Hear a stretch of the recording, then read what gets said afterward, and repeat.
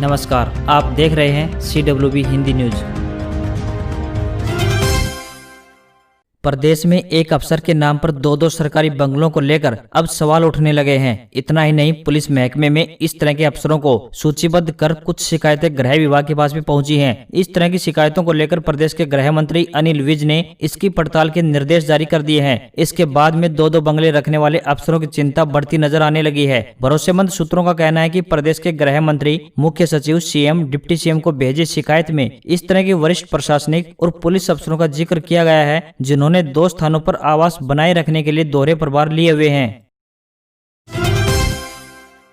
हरियाणा के मुख्यमंत्री मनोहर लाल का कहना है कि हरियाणा में रेल से संबंधित प्रोजेक्ट्स को लेकर केंद्रीय रेल मंत्री पीयूष गोयल के साथ में मुलाकात की है, ताकि उन्हें गति दे सके। इसके अलावा कुछ नई योजनाओं को लेकर चर्चा की गई है। सीएम ने बताया कि 6 प्रोजेक्ट्स को लेकर रेल मंत्री से चर्चा हुई है। पंचकुला रेलवे स्टेशन का चंडीगढ़ रेलवे स्टेशन को विकसित करने की योजना है। करनाल से यमुनानगर रेलवे लाइन को सैद्धांतिक सहमति मिल चुकी है। करनाल से यमुनानगर रेलवे लाइन को बनाया जाएगा, उसकी DPR तैयार की जाएगी, जिस पर जल्दी काम शुरू करेंगे। कैथल में भी रेलवे की ओर से एलिवेटेड रेल ट्रैक तैयार करने की योजना है। 4 किलोमीटर के रेलवे ट्रैक को लेकर सहमति बन चुकी है। रोहतक में एलिवेटेड ट्रैक के नीचे जो सड़क है उसको PWD बनाएगा। कलानौर में भिवानी हरिद्वार रेल हॉल्ट बनेगा। 1 साल के लिए मंजूरी मिल गई है। पैसेंजर के हिसाब से आगे की अनुमति मिलेगी। रोहतक के सैड को लाली गांव में शिफ्ट करने पर भी सर्वे कराया जाएगा।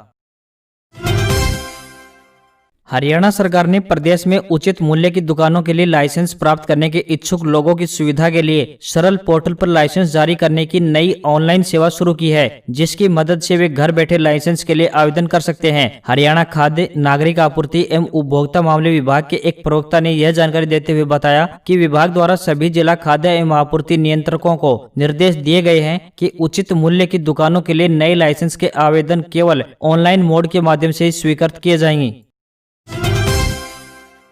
हरियाणा बिजली वितरण निगमों द्वारा उपभोक्ताओं की सुविधा के लिए मिस्ड कॉल अलर्ट सर्विस शुरू की गई है, जिसके तहत उपभोक्ता को अपने रजिस्टर्ड मोबाइल से मिस्ड कॉल करने पर मैसेज के माध्यम से एक लिंक प्राप्त होगा, जिस पर क्लिक करके उपभोक्ता अपना बिजली बिल डाउनलोड व उसका भुगतान कर सकते हैं। बिजली निगम के प्रवक्ता ने बताया कि उत्तर हरियाणा बिजली वितरण निगम के उपभोक्ता अपने रजिस्टर्ड मोबाइल नंबर से 70 870 19 636 नंबर पर तथा दक्षिण हरियाणा बिजली वितरण निगम के उपभोक्ता 70 821 02200 नंबर पर मिस्ड कॉल देकर अपने बिजली बिल से संबंधित सूचना प्राप्त कर ऑनलाइन माध्यम से सीधे बिजली बिल का भुगतान कर सकते हैं। शहर के साथ ही गांव में भी चुनावी चहल पहल शुरू हो गई है। गलियों में होर्डिंग बैनर दिखने लगे हैं, चुनावी चौपालें लगने लगी हैं। इतना ही नहीं, गांव में दावतों के दौर भी शुरू हो गए हैं। शायद ही कोई खंबा बचा हो जिस पर किसी दावेदार का पोस्टर न लटक रहा हो। कोई ग्राम प्रधान तो कोई खंड समिति तो कोई जिला परिषद सदस्य के चुनाव के लिए दावेदारी कर रहा है। वहीं नगर परिषद में भी वार्डों के महिला आरक्षण के लिए निकाय विभाग ने कवायद तेज कर दी है। ऐसे में पुरुष पार्षदों के दिलों की धड़कनें तेज होना स्वाभाविक है। हरियाणा सरकार द्वारा विभिन्न योजनाओं के माध्यम से भवन एवं सन्निर्माण श्रमिकों को कई तरह की सुविधाएं दी जा रही हैं। हरियाणा भवन एवं सन्निर्माण श्रम कल्याण बोर्ड द्वारा श्रमिकों की बेटी की शादी के लिए 51,000 रुपए की राशि कन्यादान के रूप में दी जा रही है। यह राशि श्रमिक की 3 बेटियों तक दी जाती है। इसी तरह मकान की खरीद अथवा निर्माण हेतु 2 लाख रुपए तक ब्याज मुक्त ऋण तथा मुख्यमंत्री सामाजिक सुरक्षा योजना के तहत श्रमिक की मृत्यु पर 5 लाख रुपए तक सहायता राशि भी प्रदान की जाती है। एक सरकारी प्रवक्ता ने यह जानकारी देते हुए बताया कि बोर्ड द्वारा विधवा पेंशन के तहत 2,000 रुपए प्रति माह, मातृत्व लाभ के लिए 36,000 रुपए, पितृत्व लाभ के लिए 21,000 रुपए, कामगारों को 5 वर्ष में एक बार नए औजारों की खरीद हेतु 8,000 रुपए, पंजीकृत महिला कामगारों को उनकी सदस्यता के नव निर्माण के लिए साड़ी, सूट, चप्पल, रेनकोट, छाता, रबड़ मैट्रेस, बर्तन तथा नैपकिन आदि खरीदने के लिए 5100 रुपए की राशि दी जाती है। इसी तरह कामगारों को साइकिल खरीदने के लिए 3,000 रुपए की वित्तीय राशि भी, जबकि महिला श्रमिक को सिलाई मशीन दी जाती है। अधिक जानकारी के लिए टोल फ्री नंबर 1800 180 21 29 पर संपर्क किया जा सकता है। हरियाणा के उप मुख्यमंत्री दुष्यंत चौटाला ने किसान आंदोलन पर कहा कि वे उम्मीद करते हैं कि होने वाली बातचीत में जरूर कुछ समाधान निकलेगा। उन्होंने कहा कि एमएसपी सहित अन्य विषयों को लेकर लगातार किसानों से चर्चा जारी है, अब उसके सकारात्मक परिणाम सामने आएंगे। एक सवाल के जवाब में दुष्यंत चौटाला ने पूर्व मुख्यमंत्री भूपेंद्र सिंह हुड्डा को सलाह दी कि वे बीजेपी जेजेपी गठबंधन सरकार की चिंता न करें, सरकार अपना 5 साल का कार्यकाल पूरा करेगी। उन्होंने कहा कि हरियाणा सरकार केंद्र के बजट सेशन के बाद प्रदेश का बजट सत्र होगा। उन्होंने हुड्डा को चुनौती दी कि अगर हुड्डा अपने आप को इतना ही दमदार मानते हैं तो बजट सत्र के दौरान अविश्वास प्रस्ताव लाने की सदन में मांग करें। हरियाणा के सरकारी स्कूलों में पढ़ने वाले विद्यार्थियों को जल्दी टैबलेट दिए जाएंगे ताकि वे आसानी से ऑनलाइन पढ़ाई भी पूरी कर सकें। शिक्षा मंत्री कंवरपाल गुर्जर ने यमुनानगर में मीडिया से बातचीत करते हुए बताया कि प्रदेश के सरकारी स्कूलों में 8वीं से 12वीं तक के 8,06,000 विद्यार्थी शिक्षा ग्रहण कर रहे हैं। इन सभी विद्यार्थियों को सरकार द्वारा टैबलेट देने की योजना है। उन्होंने जानकारी दी कि अभी तक विद्यार्थियों को जो टैबलेट दिए जाने थे उनकी स्क्रीन 7 इंच की थी, लेकिन मुख्यमंत्री की अध्यक्षता में हुई विशेष बैठक में निर्णय लिया गया कि इन विद्यार्थियों को 7 इंच की स्क्रीन की बजाय 8 इंच की स्क्रीन वाला टैबलेट दिया जाए और 11वीं व 12वीं के विद्यार्थियों को 10 इंच की स्क्रीन वाले टैबलेट दिए जाएंगे। पश्चिम बंगाल की राजनीति अब ममता बनाम शुभेंदु में तब्दील हो रही है। ममता बनर्जी के नंदीग्राम से चुनाव लड़ने के ऐलान पर शुभेंदु अधिकारी ने कहा, मुझे ममता का चैलेंज मंजूर है, मैं उन्हें हराकर दिखाऊंगा वरना राजनीति छोड़ दूंगा। ममता बनर्जी ने आज ही नंदीग्राम विधानसभा सीट से चुनाव लड़ने का ऐलान किया था, जहाँ से 2016 में उनके खास रहे शुभेंदु अधिकारी चुनाव जीते थे। बंगाल के पूर्वी मिदनापुर में नंदीग्राम को शुभेंदु का गढ़ माना जाता है। वे इसी सीट से विधायक है। उन्होंने कहा, टिकट अभी फाइनल नहीं हुआ है, कौन कहां से चुनाव लड़ेगा इसका फैसला भाजपा की लीडरशिप को करना है। टीएमसी केवल ममता बनर्जी और उनके भतीजे अभिषेक चलाते हैं, लेकिन भाजपा में ऐसा नहीं है। हमारे यहाँ उम्मीदवारों का फैसला पार्टी करती है। अगर पार्टी मुझे नंदीग्राम से चुनाव लड़ने का मौका देती है तो मैं ममता बनर्जी को कम से कम 50,000 वोट से हरा दूंगा।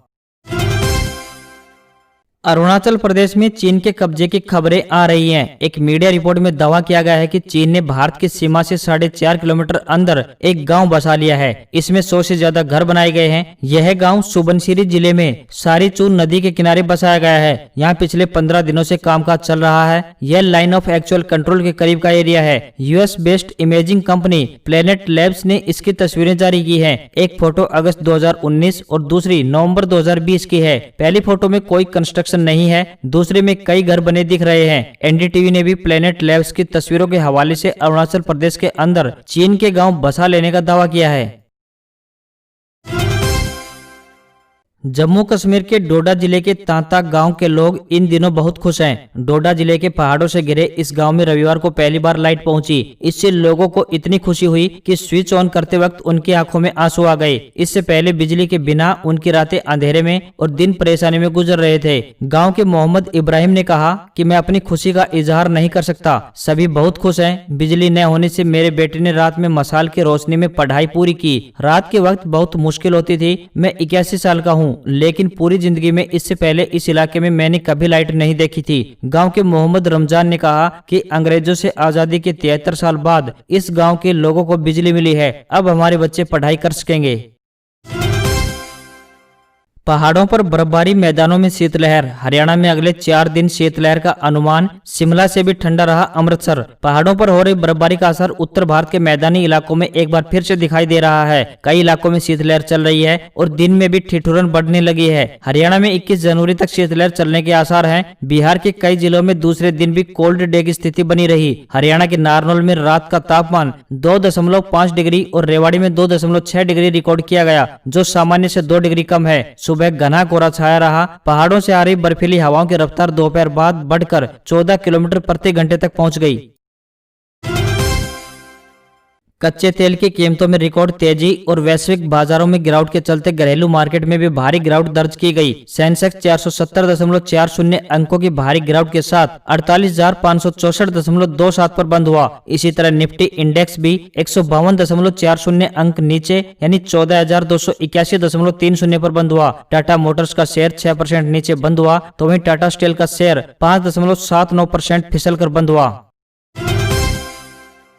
अगर आप सस्ते में शॉपिंग करना चाहते हैं तो गणतंत्र दिवस के मौके पर खरीदारी कर सकते हैं। दरअसल रिलायंस से लेकर अमेजन इस मौके पर रिपब्लिक डे सेल शुरू करने जा रही है। 26 जनवरी के मौके पर अमेजन की ग्रेट रिपब्लिक डे सेल 20 जनवरी से शुरू हो रही है। अमेजन की सेल 23 जनवरी तक चलेगी। Great Republic Day sale Amazon Prime members के लिए 19 जनवरी से शुरू हो जाएगी। वहीं रिलायंस डिजिटल ने गणतंत्र दिवस के मौके पर Republic Day Digital India sale की पेशकश की है। कंपनी द्वारा जारी बयान के मुताबिक डिजिटल इंडिया सेल 22 जनवरी से लेकर 26 जनवरी 2021 तक चलेगी और प्री बुकिंग पीरियड 18 से 20 जनवरी तक रहेगा। पंजाब सब ऑर्डिनेट सर्विस सिलेक्शन बोर्ड यानी PSSSB ने पटवारी, सिंचाई बुकिंग क्लर्क और जिलादार के कुल 1152 पदों पर भर्ती के लिए नोटिफिकेशन जारी किया है। योग्य और इच्छुक कैंडिडेट्स PSSSB की ऑफिशियल वेबसाइट के जरिए 11 फरवरी 2021 तक ऑनलाइन आवेदन कर सकते हैं। पटवारी और सिंचाई बुकिंग क्लर्क पटवारी के पदों के लिए आवेदन करने वाले कैंडिडेट्स के पास किसी भी मान्यता प्राप्त यूनिवर्सिटी से किसी भी विषय में ग्रेजुएशन की डिग्री होनी अति आवश्यक है। साथ ही बेसिक कंप्यूटर कोर्स का सर्टिफिकेट भी जरूरी है।